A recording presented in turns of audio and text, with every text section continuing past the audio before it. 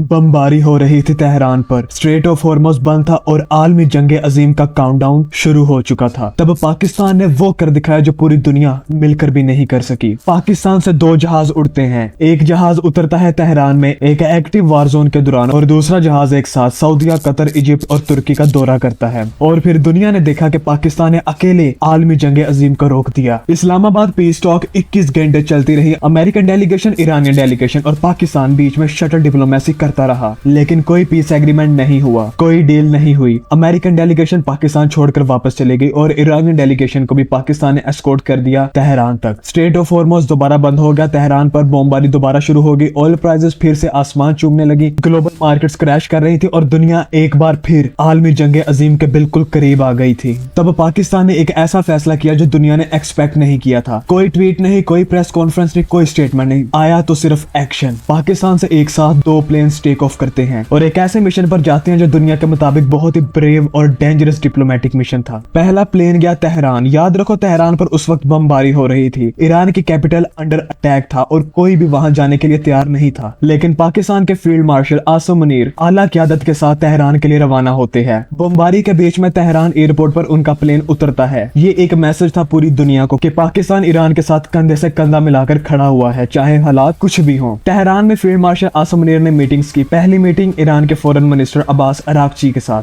उसके बाद फिर ईरानियन पार्लियामेंट स्पीकर मोहम्मद बगैर गलीबाफ और फिर ईरान के प्रेसिडेंट मसूद पेज़ेश्कियान से डायरेक्टली मुलाकात की। ये सिर्फ कर्टेसी विजिट्स नहीं थे, ये हार्डकोर नेगोशिएशन थी जहां पाकिस्तान ने ईरान को कन्विंस किया कि पीस का रास्ता अभी भी खुला हुआ है। वहीं दूसरी तरफ दूसरा प्लेन वो एक साथ पूरी रीजन कवर कर रहा था। पहला स्टॉप सऊदी अरब। पाकिस्तान ने सऊदी लीडरशिप को ब्रीफ किया और उन्हें एश्योर किया कि ईरान के साथ डील पॉसिबल है। दूसरा स्टॉप कतर। कतर जो खुद इस जंग में अफेक्टेड था, उसे भी पाकिस्तान ने कॉन्फिडेंस में लिया। तीसरा stop Egypt. Egypt Arab world का सबसे बड़ा और इन्फ्लुएंशियल कंट्री है, इसीलिए उसकी बैकिंग जरूरी थी। चौथा स्टॉप तुर्की। तुर्की जो नेटो मेंबर भी है और मुस्लिम वर्ल्ड में रिस्पेक्टेड भी है, उसे भी पाकिस्तान ने लूप में रखा। ये एक एक करते 4 कंट्रीज एक ही मिशन में। पाकिस्तान ये मैसेज दे रहा था कि ये सिर्फ ईरान और अमेरिका का मसला नहीं, पूरा रीजन चाहता है कि ये जंग रुक जाए और पाकिस्तान उस पूरे रीजन की आवाज बनकर उभर रहा था। और फिर वो हुआ जो दुनिया ने एक्सपेक्ट नहीं किया था। ईरान के फॉरेन मिनिस्टर अब्बास अरागची ने ट्वीट किया, स्ट्रेट ऑफ हॉर्मुज़ दोबारा ओपन हो गया है। ट्रंप ने भी कंफर्म किया और अपने स्टेटमेंट में उन्होंने स्पेशली 2 नाम लिए, फील्ड मार्शल आसिम मुनीर और प्राइम मिनिस्टर शहबाज शरीफ। ट्रंप ने कहा कि पाकिस्तान की कोशिशों की वजह से ये पॉसिबल हुआ है। और फिर उन्होंने एक और बात की जो पाकिस्तान के लिए तारीखी थी। ट्रंप ने कहा कि अगर पाकिस्तान में फाइनल डील होती है तो वो खुद पाकिस्तान आ सकते हैं। अमेरिकन प्रेसिडेंट का पाकिस्तान आने का हिंट ये तब हुआ जब पाकिस्तान ने बमबारी के दौरान तेहरान में अपना फील्ड मार्शल उतारा और दुनिया को यह पैगाम दिया कि पाकिस्तान सिर्फ बातें नहीं करता, काम भी करता है। एनालिस्ट कह रहे हैं कि यह पाकिस्तान की तारीख की सबसे बड़ी डिप्लोमेटिक अचीवमेंट है, क्योंकि कोई सुपर पावर ये नहीं कर सकती। चाइना ने कोशिश की, फेल रहा। रशिया इन्वॉल्व और डील नहीं हुई। यूएन मेडिएटर से कुछ नहीं हुआ। लेकिन पाकिस्तान ने 2 प्लेन्स, 5 कंट्रीज और एक बहुत ब्रेव लैंडिंग इन तेहरान से वो कर दिखाया जो इम्पॉसिबल लगता था। वो पाकिस्तान जिसे लोग फेल्ड स्टेट कहते थे, जिसे IMF के सामने हाथ फैलाना पड़ते थे, जिसे अपने ही मसलों में घेरा हुआ समझा जाता था, लेकिन उसी पाकिस्तान के फील्ड मार्शल ने बमबारी के दौरान तेहरान में कदम रखा। उसी पाकिस्तान के दूसरे प्लेन ने एक साथ सऊदी, कतर, इजिप्ट, तुर्की कवर किया और उसी पाकिस्तान की वजह से स्ट्रेट ऑफ हॉर्मुज़ खोला। आलमी जंगे अजीम रुकी और ट्रंप ने पब्लिकली शुक्रिया अदा किया। तो अब सवाल ये है, क्या दुनिया पाकिस्तान को वो रिस्पेक्ट देगी जो हमेशा मिलनी चाहिए थी? और क्या ये वो टर्निंग पॉइंट है जिससे पाकिस्तान ग्लोबल पॉलिटिक्स में एक परमानेंट और पावरफुल आवाज बन जाएगा? या फिर जब क्राइसिस खत्म होगा तो दुनिया फिर से पाकिस्तान को भूल जाएगी?